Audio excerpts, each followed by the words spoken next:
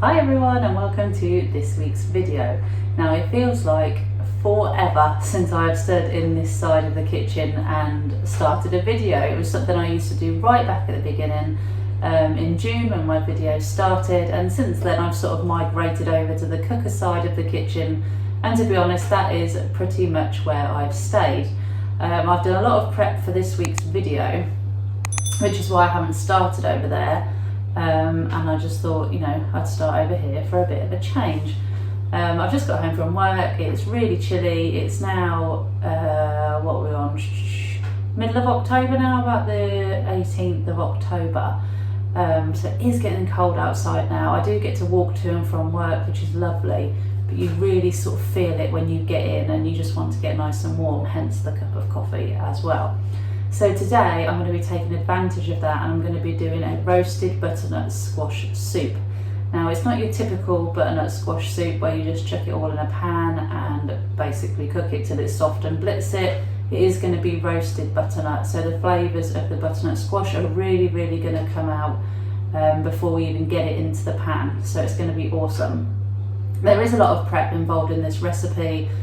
Those of you who have cooked butternut squash before know it can be a bit of a pain to peel them, and for those of you who watched my video a couple of weeks ago when I harvested the butternut squash, I'm dealing with between 3 and 5 kilos with each one.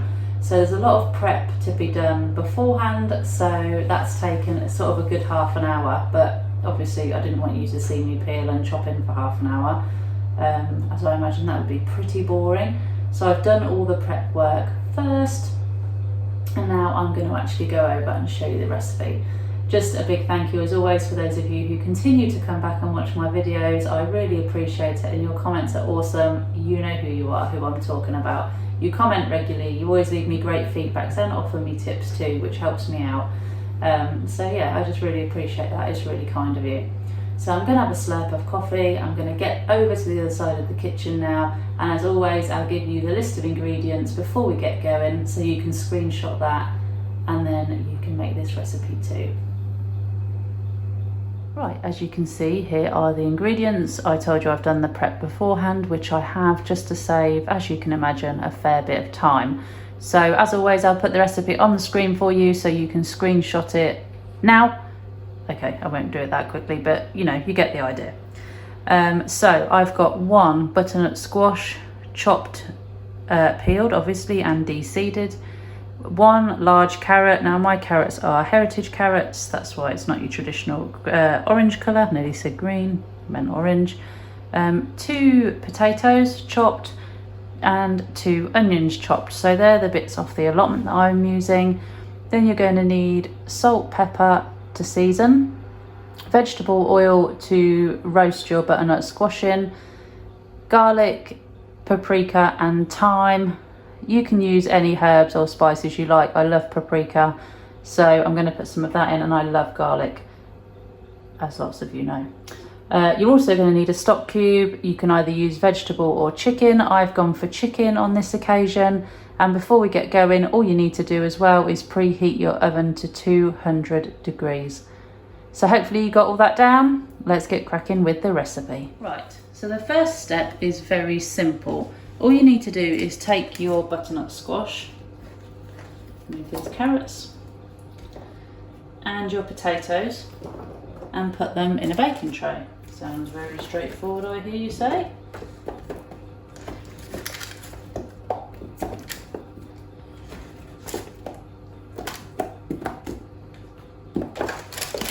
Okay, and then all you need to do with this is use 2 tablespoons of vegetable oil and just give them all a good rub.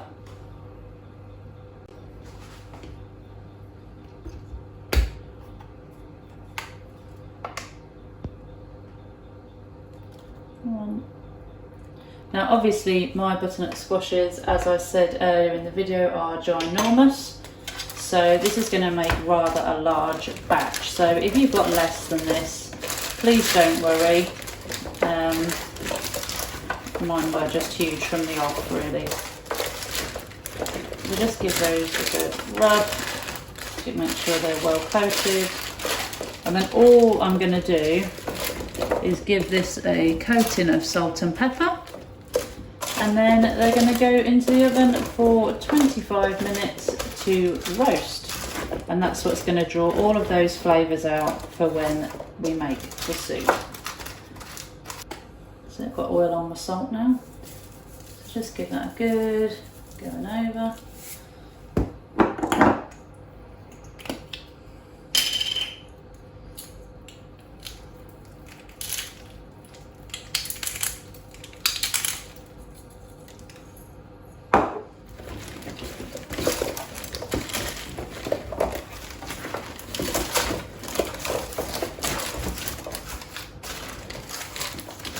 And that can pretty much go in the oven.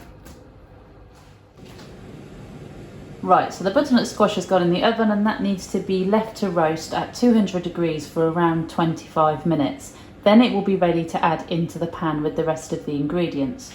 So what you need to do next in the meantime is to get a tablespoon of butter. Sorry, I didn't mention that earlier. And your last tablespoon of oil, and just add those to the pan. Then what we're going to do is put it on a medium heat just until those melt, the butter melts. And then what we're going to do is add in the onion and the carrots.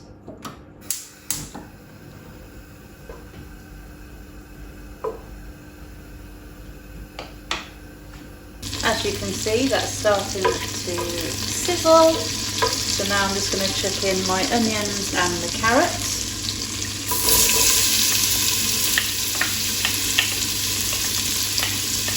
You can also use celery in this recipe if you prefer, but I love a good onion, so I stuck with onions.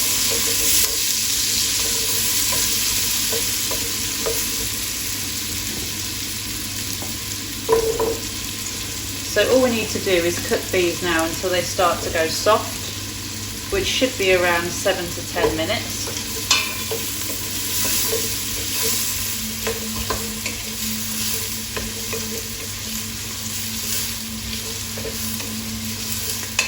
And then hopefully after that the butternut squash will be nearly done.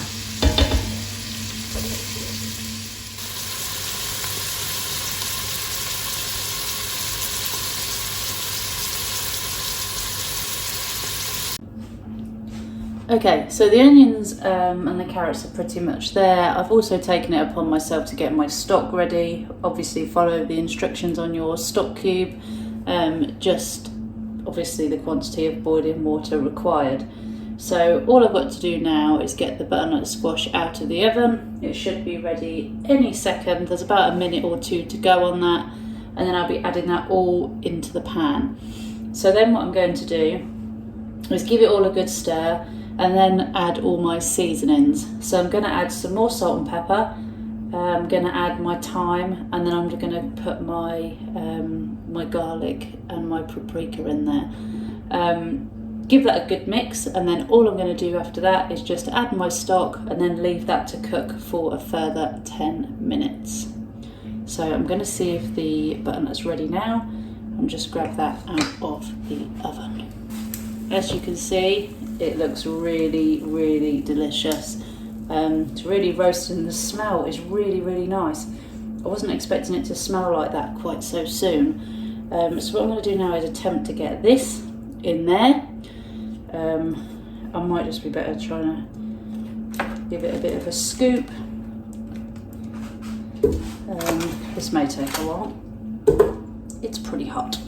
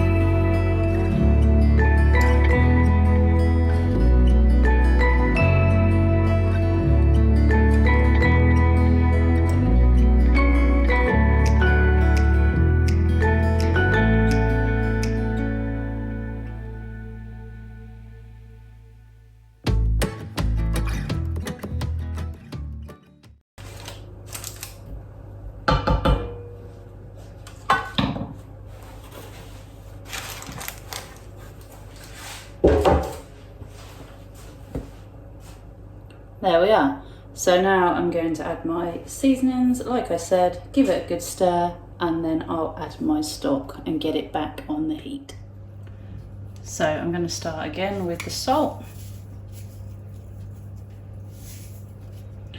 And some pepper.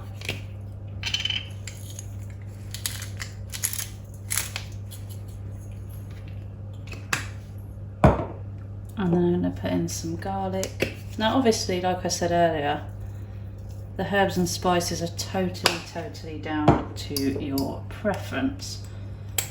I love herbs. I love having my herbs at the allotment, and yeah. Actually, I might just go more thyme, no paprika. Yeah, so a good bit of thyme instead. Right.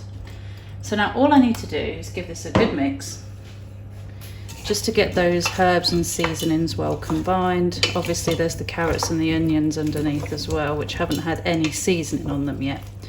So I need to get those really well combined. This smells amazing, by the way. I wish you could smell it. Okay, and then all I'm going to do, now that's had a good stir, is add my stock, get it back on the heat, and all it needs to do now is only cook for 10 minutes. So obviously roasting the butternut beforehand obviously works really well. Now just keep an eye on your liquid level. Obviously we will be blending this in around 10 to 15 minutes time. If you think your liquid level is getting too low, then sort of add a little bit more. Obviously the less liquid, the thicker your soup will be. I don't mind quite a thick soup, but I will add a little more stock if I feel that it's necessary. So I'm just going to leave that to do its thing now for 10 more minutes, and then we'll come back and get it pureed. Right, so the soup is all soft, so all I'm going to do now is give it a proper blitz. I'll probably high speed this because it's incredibly noisy and I am sure you don't want to hear it. But I'm going to puree it now so it turns into its final form, and we'll see if we need to add any more liquid.